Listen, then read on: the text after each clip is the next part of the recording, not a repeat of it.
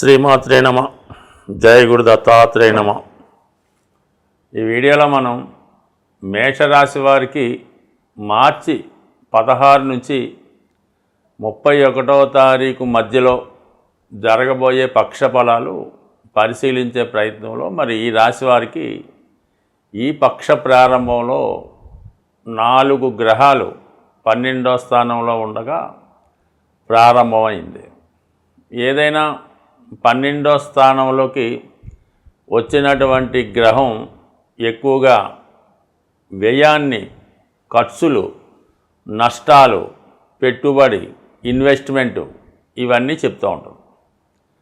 మంచి గ్రహం వచ్చినప్పుడు ఏంటంటే మంచి కార్యక్రమాల కోసం ధనాన్ని వినియోగిస్తూ ఉంటాడు, మంచి కార్యక్రమాల్లో పాల్గొనడం జరుగుతూ ఉంటుంది. చెడ్డ గ్రహాలు వచ్చినప్పుడు చెడు కార్యక్రమాల్లో పాల్గొని వ్యసనాలకి, బలహీనతలకి ధనాన్ని వ్యయం చేస్తూ ఉంటాడు. మరి ఇప్పుడు ముఖ్యంగా ఈ 4 గ్రహాల్లో శుక్ర, బుధ ఇంచుమించుగా 2 కూడా శుభగ్రహాలు. రవి సహజ పాప అయినప్పుడు కూడా ఒక విధంగా క్రూర గ్రహం కింద రావడం జరుగుతుంటుంది. వ్యయంలోకి రవి రావడం వల్ల ముఖ్యంగా జాతకుడు ఏంటంటే బాధ్యతలు పెరుగుతాయి. అటు పేరెంట్స్ కొరకు, ఇటు పిల్లల కొరకు, వారి యొక్క అభివృద్ధి కొరకు ధనాన్ని ఖర్చు చేయవలసి ఉంటుంది. పెద్దవారికైతే వారి యొక్క ఆరోగ్యం కొరకు, లేదా వారు ఏదన్నా పుణ్యక్షేత్రాల్లో, విహారక్షేత్రాల్లో దర్శిస్తామంటే దానికి తగిన ప్రయత్నం చేయడంలో అటు తండ్రి గారి కొరకు, అటు పిల్లల ఉన్నత విద్య, విదేశ అవకాశాల కొరకు ముందుగానే మనీ ఇన్వెస్ట్ చేయడం జరుగుతుంది. ఇక వ్యక్తిగతంగా ప్రభుత్వానికి చెల్లించవలసినటువంటి పన్నులు, ట్యాక్సులు వగైరా కంపల్సరీగా చెల్లించవలసి ఉంటుంది.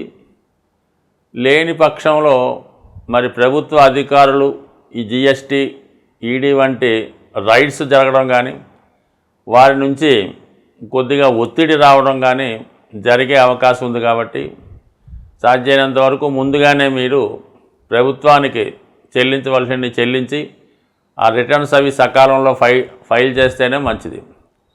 ఎప్పుడైనా ఒక విషయాన్ని గుర్తుంచుకోవాలి. ప్రభుత్వానికి ఎవరైతే సకాలంలో చెల్లించవలసినటువంటి పన్నులు చెల్లిస్తుంటారో, ఏ విధంగా ట్యాక్సు వగైరా ఎగ్గొట్టకుండా ఖచ్చితంగా పే చేస్తుంటారో, వారి వ్యాపార సంస్థ కానీ వ్యక్తిగతంగా వారు కానీ 100% సక్సెస్ అవ్వడం జరుగుతూ ఉంటుంది. కంపల్సరీగా ఈ నియమాన్ని పాటించింది. దీన్ని మించిన నియమం అయితే 100% ఉండదు. దాని తర్వాత మరి శుక్ర, బుధ గ్రహాలు. శుక్రుడు ధనాధిపతిగా, సప్తమాధిపతిగా వ్యయస్థాన సంచారం వల్ల భార్య యొక్క ఆనందం కొరకు, ఆమె యొక్క సంతోషం కొరకు విలువైనటువంటి ఆభరణాలు, పట్టు వస్త్రాలు లాంటివి కొనడం జరుగుతూ ఉంటుంది. అలాగే మీ కుటుంబంలో ఉన్నటువంటి స్త్రీలకి మదరు, సిస్టరు, కుమార్తె, కోడలు మొదలగు వారికి వారి వారి అభిరుచికి తగు విధంగా ఏదైనా ఆభరణాలు, లేదన్నా వస్త్రాలు ఇవన్నీ కూడా వారి ఆనందం కొరకు కొనడం జరుగుతుంటుంది. ఎందుకంటే ఇవన్నీ త్వరలో మీ కుటుంబంలో ఏదైనా శుభకార్యం జరిగే సూచనలు ఉంటాయి. ఎందుకంటే 2వ స్థానంలో ఉన్నటువంటి గురువు మీరు కుటుంబ సమేతంగా ఏదైనా ఒక ఫంక్షన్కో, గృహప్రవేశానికో అటెండ్ అవ్వాల్సి ఉంటుంది. కాబట్టి మరి ఇవన్నీ కూడా ఇప్పుడు మీరు కొనుగోలు చేయడం జరుగుతూ ఉంటుంది. ఇక బుధుడు కామన్గా ఏంటంటే వ్యాపార అవసరాల కొరకు, వ్యాపారంలో పెట్టుబడి కొరకు, ఆఫీస్కి పిల్లలకి అవసరమైనటువంటి ఎలక్ట్రానిక్ పరికరాలు, కంప్యూటర్లు, పిల్లలకైతే పుస్తకాలు, పెన్సిళ్ళు వగైరా వగైరా వాటి కొరకు కూడా ధనాన్ని వెచ్చించడం జరుగుతూ ఉంటుంది. మొత్తం మీద అది ఫ్యూచర్ ఇన్వెస్ట్మెంట్ అవ్వచ్చు, సహజంగా ఖర్చు అవ్వచ్చు. బట్ ఏదైనా మరి బంగారం లాంటి ఆర్టికల్స్ కొన్నప్పుడు అది ఇన్వెస్ట్మెంట్గానే ఉంటుంది. ఇక మరి లాభస్థానంలో ఉన్నటువంటి శని భగవానుడు కూడా అతి తొందరలో 12వ స్థానానికి రాబోతున్నాడు కాబట్టి ఈ సమయంలో మీకు ఏమైనా రావాల్సినవైనా ఉంటే మరి కార్మికుల నుంచి ఏమైనా సహకారం కోరవలసి ఉన్నా, కొత్తగా మీరు మీ యొక్క అవసరాలకి మీ సిబ్బందిని నియమించుకోవాలన్నా, వారి నుంచి సహకారం కావాలన్నా కంపల్సరిగా ఇది అనుకూలించే అవసరం. అలాగే మీకు కావాల్సినటువంటి ప్రజాబలం కూడా ఈ సమయంలో అనుకూలంగా ఉండడం జరిగింది. ఇక అన్నిటికన్నా ముఖ్యంగా ఏంటంటే గురువు అత్యంత బలవంతుడై భాగ్యాధిపతిగా కుటుంబ స్థానంలో ఉండడం వలన ఏదో ఒక గురువు సహకారంతో మీ కుటుంబ సభ్యులు కూడా మీకు సహకరిస్తుంటారు. ఏదో ఒక మంచి కార్యక్రమంలో పాల్గొని వాళ్ళు మీకు అన్ని విధాలుగా సహకరించే ప్రయత్నంలో ఈ ఎవరైనా జీవితంలో నెగ్గాలంటే కంపల్సరిగా కుటుంబ సభ్యుల సహకారం ఉండవలసి ఉంది. కుటుంబంలో ఏ ఒక్కరు మీకు వ్యతిరేకంగా ఉన్నా టోటల్గా మీ యొక్క అభివృద్ధికి అనేక రకాల ఆటంకాలు, ఇబ్బందులు ఏర్పడుతుంటాయి. అందువలన మీ యొక్క అభివృద్ధికి మీ కుటుంబ సభ్యులే కారణం కాబట్టి ప్రస్తుతం ఉన్నటువంటి గ్రహస్థితి చాలా వరకు అనుకూలంగానే ఉంది కాబట్టి ఎటువంటి ఇబ్బంది లేదు. ముఖ్యంగా కుజుడు కూడా ప్రస్తుతం రుజుమార్గంలో తృతీయ స్థానంలో వక్రించి ఉన్నాడు కాబట్టి ఏదేమైనా కొంతవరకు ఏదైనా ప్రయాణాలు చేస్తున్నప్పుడు, దూకుడుగా వ్యవహరిస్తున్నప్పుడు, సాహసమైనటువంటి కార్యక్రమాలు చేస్తున్నప్పుడు కొంత జాగ్రత్త అవసరం ఉంటుంది. అయితే ఇది అటు క్రీడా రంగంలో వారికి కానీ, పోలీస్ డిపార్ట్మెంట్ వారు కానీ, రియల్ ఎస్టేట్ రంగంలో ఉన్న వాళ్ళకి చాలా ప్రోత్సాహకరంగా ఉంటుంది.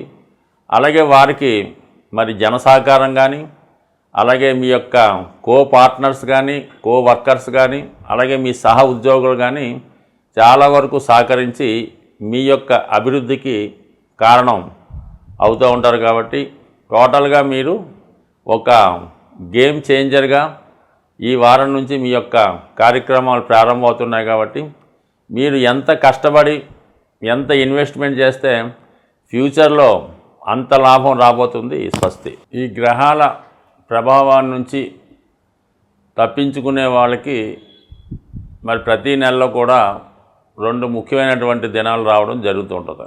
అందులో సంకష్టాల చతుర్థి ఈ నెల 18వ తారీఖున రాబోతుంది. అలాగే మాస శివరాత్రి 28వ తారీఖున ఇదే నెలలో రావడం జరుగుతుంది.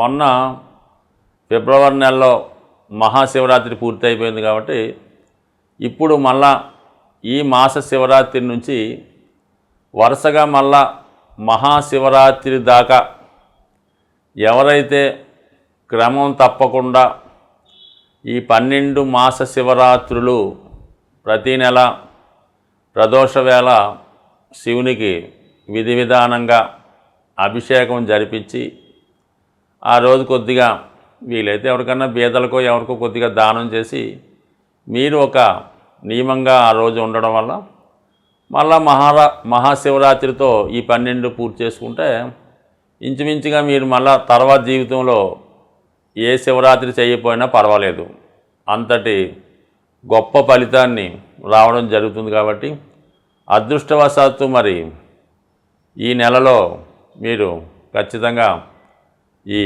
మాస శివరాత్రి వ్రతాన్ని ప్రారంభించే ప్రతి నెల మీకు అనుకూలిస్తుంది. అలాగే ఇదే నెలలో మనకి ఈ పక్షం చివరిలో వస్తున్నటువంటి ఉగాది, ఈ ఉగాది రోజు ప్రతిదీ పండగ చేసుకుంటారు. కానీ ఏదో ఒక సంకల్పాన్ని మీరు ఈ సంవత్సరం పెట్టుకుంటే ఆ సంకల్పం కోసం ఏదో ఒక సేవింగ్స్ లాంటిది చేస్తూ ఉండాలన్నమాట. అదేనా ఏ సంకల్పమైనా మనీతో కూడుకొని ఉంటుంది కాబట్టి ప్రతిసారి కొంత ధనాన్ని ఆ సంకల్పం కోసం దాన్ని పూర్తి చేసుకుంటే ఏదో మంచి సంకల్పం చేసుకుంటే దానికి కూడా మీకు ఈ ఉగాది మంచిగా జరుగుతుంటుంది.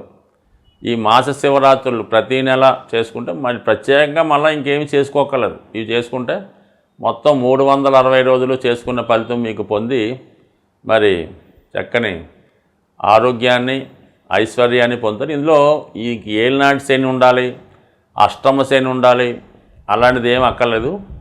ప్రతి ఒక్కరికి కూడా ఏదో ఒక భావంలో ఏదో ఒక విధంగా శని భగవానుడు కష్టాలు పెడుతుంటాడు. అంటే కష్టం అంటే అది మిమ్మల్ని క్రమశిక్షణలో పెడుతుంటాడు అన్నమాట. ఈ క్రమశిక్షణలో పెట్టే విధంలో అది కష్టం అనిపిస్తూ ఉంటుంది.